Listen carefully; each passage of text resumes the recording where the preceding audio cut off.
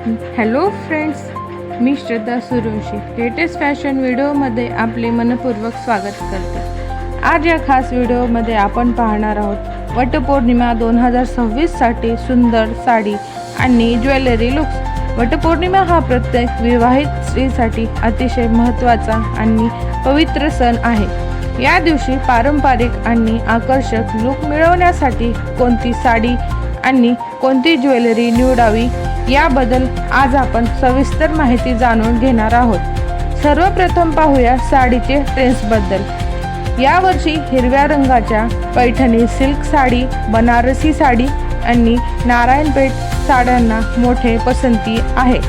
हिरवा रंग सौभाग्य आणि समृद्धीचे प्रतीक मानले जातात। त्याचबरोबर लाल, पिवळा आणि जांभळा रंग देखील वटपौर्णिमेसाठी खूप सुंदर दिसतो।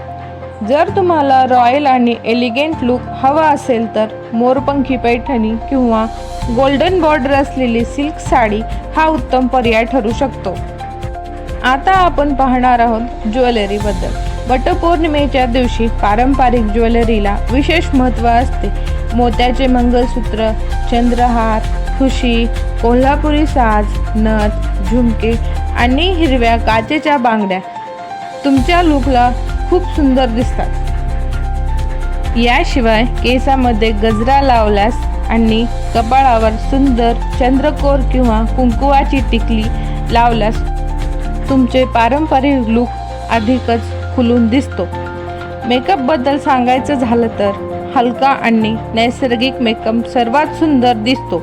न्यूड लिपस्टिक, काजळ आणि हलका हायलायटर वापरून तुम्ही साधा पण आकर्षक लुक मिळवू शकता। फुटवेअरमध्ये पारंपरिक कोल्हापुरी चप्पल किंवा एम्ब्रॉयडरी सँडल उत्तम दिसतो। मित्रांनो, वटपौर्णिमेच्या दिवशी फक्त सुंदर दिसणे नाही तर आपल्या संस्कृतीची परंपरा जपणेही तितकेच महत्त्वाचे आहे। त्यामुळे आपल्या आवडीचे आणि आरामदायी लुक निवडा आणि हा सण आनंदाने साजरा करा। तुम्हाला यापैकी कोणती साडी आणि ज्वेलरी लुक सर्वात जास्त आवडते हे आम्हाला कमेंटमध्ये नक्की सांगा। व्हिडिओ आवडला असेल तर लाईक करा, शेअर करा आणि अशाच नवीन फॅशन, साडी, ज्वेलरी आणि ब्युटी व्हिडिओसाठी आपल्या चॅनलला सबस्क्राईब करायला विसरू नका।